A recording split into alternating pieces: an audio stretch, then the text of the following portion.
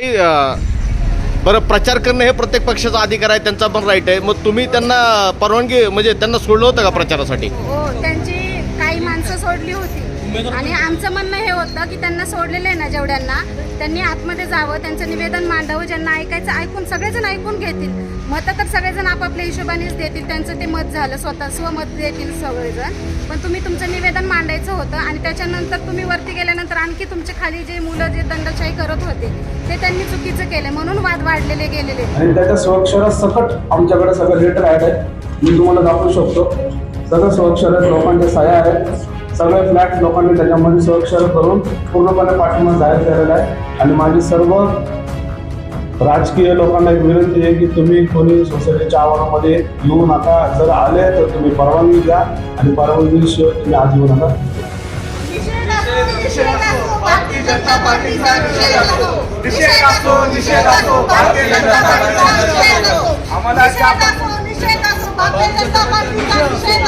आम्हाला झोपडपट्टी म्हणून हिरवणाऱ्या भारतीय जनता पार्टीचा आम्ही या ठिकाणी निषेध नोंदवतोय. नमस्कार, सांगावा न्यूज मध्ये आपण पाहतोय. आपण आलेलो आहोत नेहरू नगर मध्ये आरके होम्स या सोसायटीच्या ठिकाणी. या ठिकाणी इथल्या स्थानिक नागरिकांचं म्हणणं काय ते जाणून घेणार आहोत. कारण की प्रचाराची रणधुमाळी चालू आहे. पिंपरी चिंचवड महानगरपालिकेच्या निवडणुकीची रणधुमाळी चालू असल्यामुळे सर्वच पक्ष आणि संघटना आपापला प्रचार जोरदार करत आहेत. इथल्या नागरिकांचं असं म्हणणं आहे की काही पक्षाची लोक येऊन या ठिकाणी हायदोस घालत होते. त्यांच्या सोसायटीमध्ये दुःखद घटना घडलेली असताना देखील आणि प्रचाराला आलेले जे काही उमेदवाराची लोक होती त्यांना विनंती करून देखील त्यांनी मोठमोठ्याने आवाज करून हलग्या वाजवून या ठिकाणी हायदोस घातलेला आहे. आणि प्रचार करायला परवानगी आम्ही देतो, पण परवानगी घेऊन जावा, आमच्या इथं दुःखद घटना घडलेली आहे, तर तुम्ही कृपया मोजकीच लोक जाऊन प्रचार करून तुम्ही या असं सांगून देखील त्या संबंधित पक्षाच्या आणि उमेदवाराच्या कार्यकर्त्यांनी हायदोस घातला. आणि मुख्य म्हणजे हे जे आरके होम सोसायटी दिसते आपल्याला, हे आरके होम सोसायटी ही झोपडपट्टी पुनर्वसनामध्ये निर्माण झालेली सोसायटी आहे. आणि इथल्या स्थानिक नागरिकांचं मत आहे की झोपडपट्टी पुनर्वसनाच्या ज्या सोसायटी असतात तशा न वाटता आम्ही एकदम क्लीन आणि एकदम व्यवस्थित सोसायटी ठेवलेली आहे. आणि चांगली सोसायटी असताना, आम्ही कर भरत असताना, आमच्या आता मालकी हक्काच्या इथले फ्लॅट झालेले असताना देखील संबंधित उमेदवारांच्या कार्यकर्त्यांनी आणि पदाधिकाऱ्यांनी आणि लोकांनी इथल्या स्थानिक लोकांना हिनवलेलं आहे की तुमच्या काय बापाची घरं आहेत का, तुमची स्वतःची सोसायटी आहे का, गव्हर्नमेंटची सोसायटी आहे.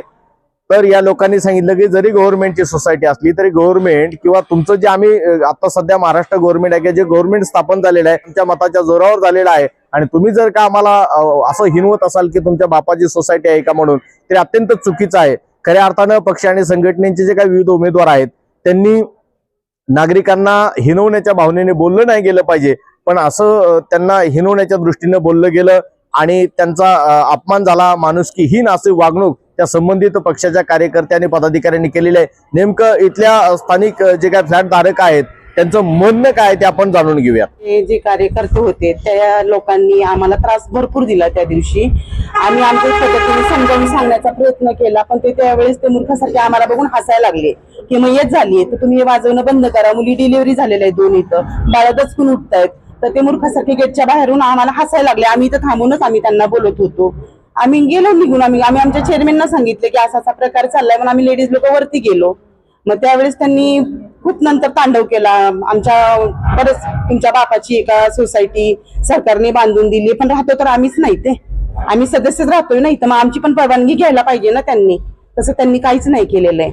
मतदान करण्याचा हक्क फक्त आमचा आहे, अथवा निवड आमची आहे ती आम्ही करू. प्रचार पण आम्ही त्यांना करण्यासाठी नकारता दिलाच नव्हता, पण त्यांनी दहशतगिरी खूप केली आमच्याशी काय. आणि आमचा पाठिंबा फक्त आणि फक्त राहुल भाऊंकडे, राहुल भाऊंनाच आहे. एखाद्या पक्षाने येऊन इथं दहशत करणं, सामान्य माणसांना त्रास देणं म्हणजे प्रचाराचा त्यांचा अधिकार आहे. तुम्ही आम्ही नाही आलो.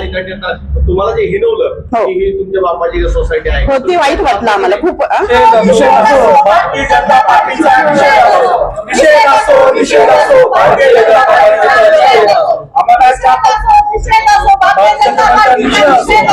आम्हाला झोपडपट्टीमुळे हिरवणाऱ्या भारतीय जनता पार्टीचा आम्ही या ठिकाणी निषेध नोंदवतोय.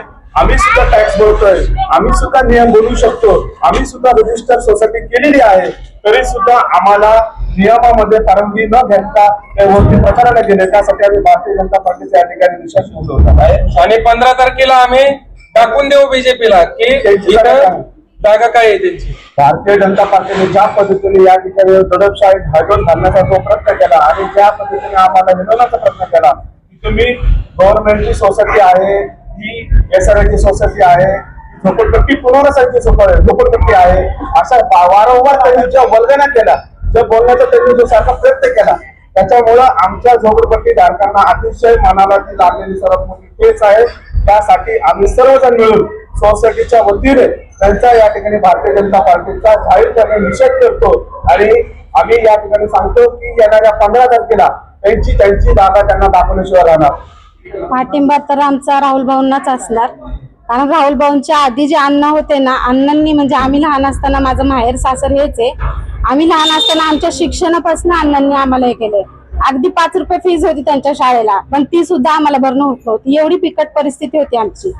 आमच्या कपड्यांपासून, त्यावेळेस प्रायव्हेट होती शाळा, आता झाली असेल काही नगर हेच, पण त्यावेळेस प्रायव्हेट होती. तर शिक्षणापासून आम्हाला उभा केलेलं आहे अण्णांनी. आमच्या आई वडिलांना सपोर्ट केलेला आहे प्रत्येक कामामध्ये. माझी आई भाजी विकायची, तर त्यांना ज्या रोडला जागा देणं म्हणा किंवा काही सपोर्ट करणं, किंवा आम्ही जेव्हा राहत होतो ना त्यावेळेस गटर होती, गटरेत अक्षरशः असे किडे आळेवरती यायचे, घरामध्ये घुसायचे, घरात साप यायचे आणि जनावरं जे आहेत त्यावेळेस डुक्कर हा प्रकार खूप होता. घरामध्ये आमच्या येऊन आमच्या अन्नाच्या म्हणजे डब्यांमध्ये पिठांच्या ह्याच्यात त्याच्यात डोके म्हणजे घालत होते तोंड. अक्षरशः आम्ही उपाशी बसावं लागायचं आम्हाला त्या वातावरणामुळं. ज्या वेळेस तुम्ही झोपडपट्टीमध्ये राहत होता आणि आता त्या प्रशस्त सोसायटीमध्ये राहताय, काय भावना आहेत नेमक्या? कसं वाटतं इथं आल्यानंतर? हा बघा, सगळ्यांना सुखसोयी तर सर्वांना चांगल्याच वाटतात, पण आता आम्हाला म्हणजे नाही का असं वाटतं की एखाद्या म्हणजे स्वर्गात गेल्यासारखं वाटतंय. आणि ही जी सोसायटी आम्ही पुनर्वसनासारखी किंवा झोपडपट्टीचा असा प्रकार ठेवलाच नाही. आमच्या सोसायटीमध्ये प्रत्येक सभासदांनी आम्हाला साथ दिलेली आणि प्रत्येक फ्लोर आम्ही ना अगदी स्वच्छ ठेवला, एकदम सुंदर हायफाय सोसायटी सारखाच. कोणी म्हणूच शकत नाही की ही SRAची किंवा झोपडपट्टी पुनर्वसन आहे असं कोणी बोलू शकत नाही. ज्यावेळेस तुम्हाला लोक म्हणजे येऊन प्रचाराच्या वेळी तुम्हाला हिनवतात की झोपडपट्टी धारक आहात, त्यावेळी त्यांना काय तुम्ही तुमच्या शब्दात सांगणार आहात? झोपडपट्टी धारक होतो, झोपडपट्टी धारकाला तुम्ही आता आम्ही चांगल्या सोसायटीत आले तर तुम्हाला हिनवायची काही गरज नाहीये. होती ती होती झोपडपट्टी, आमची परिस्थिती ती होती, पण त्या परिस्थितीतनं आम्हाला तुम्ही वरती आणायचंय, चांगल्या गोष्टी सांगायच्या की झोपडपट्टीत आहेत म्हणून हिनवायचंय. मग झोपडपट्टीचे लोक किती घाणेरडे प्रकारचे पण असतात, त्या प्रकारचा जर आम्ही त्यांच्यासोबत संवाद केला असता तर तो त्यांना कितपत पटला असता. काय झालं त्याविषयी, काय गोंधळ झाला आपल्या सोसायटीमध्ये, काय दुःखद घटना झाली? काय गोंधळ म्हणजे त्यांनी परमिशन घ्यायला पाहिजे होती ना. मोठ्या मोठ्या सोसायट्यांचे तुम्ही परमिशन घेता, मग आम्हाला झोपडपट्टी म्हणून आमच्या इथे काय परमिशन घेण्याची गरज त्यांना वाटली नाही का? घ्यायला पाहिजे होते. कोणत्या पक्षाचे होते? भारतीय जनता पक्ष, BJP. असं कळालं की आम्हाला तुमच्या सोसायटीमध्ये काही वृद्धांचं दुःखद निधन झालं, हो. त्यांना सांगून पण त्यांनी गोंधळ केला. काय हो, प्रकार? खूप वेळ वाजवत होते ते, लोकांना खूप त्रास झाला. हलकी वाजवत होते मोठे मोठ्याने, ते पण 10 मिनिटं वाजवू द्या, 5 मिनिटं वाजवू द्या, ते कमीत कमी अर्धा तास पाऊण तास वाजवतच होते. आपण इथे किती वर्षापासून राहता?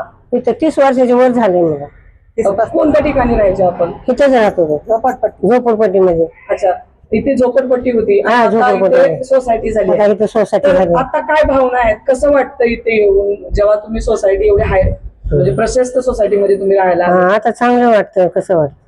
हे जी सोसायटी उभी झाली आहे ती कुणामुळे झाली आणि ह्याचं श्रेय कुणाला देणार आहात?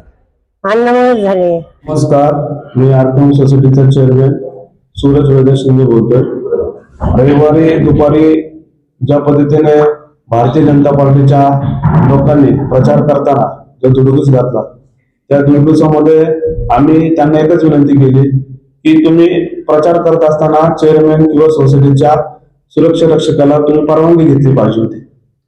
तुम्ही परवानगी बिना घेता आम्हाला चुकून तर डायरेक्ट वरती निघून गेले. आम्हाला काही विचारणा केली नाही, काही केली नाही. आणि महिन्याप्रमाणे आम्ही सोसायटीमध्ये काही गोष्टी आम्ही ठराव करत असतो, सोसायटीचे नियम तयार करत असतो. त्यासाठी आम्ही सोसायटीमध्ये एक पत्रक काढलंय. त्या पत्रकामध्ये सर्व सोसायटीच्या लोकांच्या सह्या घेतल्यात आणि येणाऱ्या महानगरपालिकेच्या निवडणुकीमध्ये राहुलभाऊ भोसले राष्ट्रवादी काँग्रेस पक्षाला आम्ही पूर्णपणे पाठिंबा जाहीर केला होता. हा मी ते बोललो सुद्धा, त्यांना खाली आल्यावर मी बोललो सुद्धा, तरी सुद्धा त्यांनी ती दडपशाही केली, आम्हाला शिवीगाळ केली आणि त्यांनी एकच बोलणं केलं त्यांनी एकच बोलणं केलं की करता करता एकच बोलणं की ही गव्हर्नमेंटची सोसायटी आहे. गव्हर्नमेंटची सोसायटी आहे मला मान्य आहे, परंतु जर तुम्ही महिंद्रा किंवा मोठ्या मोठ्या सोसायटीमध्ये तुम्ही जाता, तेव्हा सोसायटीमध्ये गेल्यानंतर तुम्ही पहिले परवानगी घेता किंवा तिथं तुम्ही पत्रव्यवहार करता. मग तुम्ही ही गरीब सोसायटी आहे म्हणून त्या गरीब सोसायटीमध्ये पुनर्वसन झोपडपट्टी आहे म्हणून तुम्ही वारंवार ते बोलून दाखवलं. आमच्या हृदयाला एवढं वाईट वाटलं की तुम्ही आम्हाला म्हणजे गरीब झोपडपट्टीमध्ये राहणारे लोक आहेत असं वारंवार त्यांनी आम्हाला बोलून दाखवलं आणि घोषणाबाजी केली. मग आम्हाला एवढंच वाटतंय मग तिथं नियम आहेत, मग इथं नियम नाही का, हाच आम्हाला मोठा प्रश्न पडला. आणि प्रचार करताना ते शिट्ट्या वाजवत होते, जोरजोरात ढोल वाजवत होते आणि मध्यंतरी काळामध्ये सोसायटीमध्ये आमचे 2 जे ज्येष्ठ नागरिक आहेत त्यांची मयत झाली. आम्ही खूप दुःखामध्ये आहोत आणि त्या दुःखामध्ये हे ढोल बिल ताशे वाजवायला लागले आणि कार्यक्रम चालू असताना 10व्याचा वगैरे कार्यक्रम चालू असताना ढोल बिल वाजवले. अतिशय एवढं वाईट वाटलं त्या गोष्टीचं आम्हाला. सर्व सोसायटी खाली येऊन त्यांचा विरोध केला, तुम्ही आतमध्ये येऊ नका, जाऊ नका. तरी त्यांनी त्या ठिकाणी जाण्याचा प्रयत्न केला आणि नाही तो व्हिडिओ टाकून त्यांनी आम्हाला बदनामी करण्याचा प्रयत्न केला. पण लोकांनी त्यांना या ठिकाणी नाकारले, जनतेने त्यांना पूर्णपणे नाकारलेलं आहे. कारण की इथं 35-30 वर्षापासून राहुलभाऊ भोसलेंनी झोपडपट्टी इथे कॅनल होता, वडा होता, अक्षरशः इथे लोक झोपडपट्टीमध्ये राहत असताना घरामध्ये कधी साप निघायचे, कधी वेगवेगळ्या प्रकारचे कीटकनाशक त्या घरामध्ये निघायचे. पण भाऊने ते काढून आम्हाला सगळ्यांना मोठ्या बिल्डिंग मध्ये आणलं, एवढ्या मोठ्या सोसायटीमध्ये आणलं आणि सोसायटीमध्ये आणल्यानंतर आम्हाला चांगली गरज आहे, सगळी व्यवस्थित सगळ्या सुविधा निर्माण करून दिली. त्यासाठी भाऊंचं जेवढं कौतुक करावं तेवढं कमीच आहे. आणि त्यामुळेच आम्ही सर्व सोसायटीच्या लोकांनी महिन्याला जी मीटिंग होती त्यामध्ये आम्ही जे काही ठराव करतो त्या ठरावामध्ये आम्ही सर्व मतीने जाहीर पाठिंबा त्यांना देण्यात आलेला आहे की राहुल भाऊच आम्हाला राष्ट्रवादी काँग्रेस पक्षच आम्हाला या ठिकाणी पाहिजे आणि अजितदादा जे नेतृत्व करतात पूर्ण महाराष्ट्रामध्ये त्यांच्या नेतृत्वाखालीच राहुल भाऊ जे कार्य करणार आहेत त्यासाठी आम्ही पूर्णपणे सोसायटीने पाठिंबा दिलेला आहे आणि त्याच्या सुरक्षेसकट आमच्याकडे सगळं लेटर आहे. मी तुम्हाला दाखवू शकतो, सगळं सुरक्षित लोकांच्या सह्या आहेत, सगळे फ्लॅट लोकांनी त्याच्यामध्ये सुरक्षा करून पूर्णपणे पाठिंबा जाहीर केलेला आहे. आणि माझी सर्व राजकीय लोकांना एक विनंती आहे की तुम्ही कोणी सोसायटीच्या आवारामध्ये येऊ नका, जर आले तर तुम्ही परवानगी घ्या आणि परवानगीशिवाय तुम्ही आज येऊ नका, एवढीच माझी विनंती. जी आरके होम सोसायटी आहे, आरके होम सोसायटीला भलेही झोपडपट्टीला आम्ही आरके होम हे नाव दिलेलं आहे राहुल भाऊंनी. ठीक आहे, तर विषय असा आहे की राहुल भाऊंनी जर आम्हाला झोपडपट्टीतून उचलून जर एखाद्या बिल्डिंगमध्ये शिफ्ट केलं तर त्यांनी असं काय चुकीचं केलेलं आहे? हे लोक जे वारंवार राहुल भाऊंच्या बद्दल जी बोलतात नाही का, ही बिल्डिंग कोणाची आहे, सरकारची आहे, ही सरकारची कशी म्हणता येईल बिल्डिंग? सांगा. आम्ही ह्या गोष्टीचे सोसायटीचे बिल भरतो, सोसायटी स्वच्छ ठेवण्यासाठी काळजी घेतो. आणखीन आमचे जे सभासद आहेत, आमचे कमिटी मेंबर आहेत, वारंवार हर एक गोष्टीची विचारपूर्वक सगळ्या काही गोष्टी आम्ही करतो. ज्यावेळेस आदर्श म्हणून ज्यावेळेस पाहतो आम्ही त्यावेळेस आम्ही अण्णांचा विचार करतो की अण्णांच्या हर एक गोष्टीला आम्ही अण्णांचा आदर्श घेतो. अण्णांकडून आम्ही माहिती घेत असतो की अण्णा एखादा कार्यक्रम राबवायचा आहे, एक छोटे मोठे कार्यक्रम कंटिन्यू राबवले जातात. आणि ही अशी जी राजकीय मंडळी येतात आमच्याकडे, एक 4 दिवसासाठी राजकारण असतं, पण 4 दिवसाच्या राजकारणामध्ये हे लोक आम्हाला डिस्टर्ब करतात. हे लोक आणखीन काही सुनवून जातात, तुम्ही झोपडपट्टी वासी आहात, झोपडपट्टी वासी म्हणजे झोपडपट्टी वासियांचं तुम्हाला मत नको होतं का?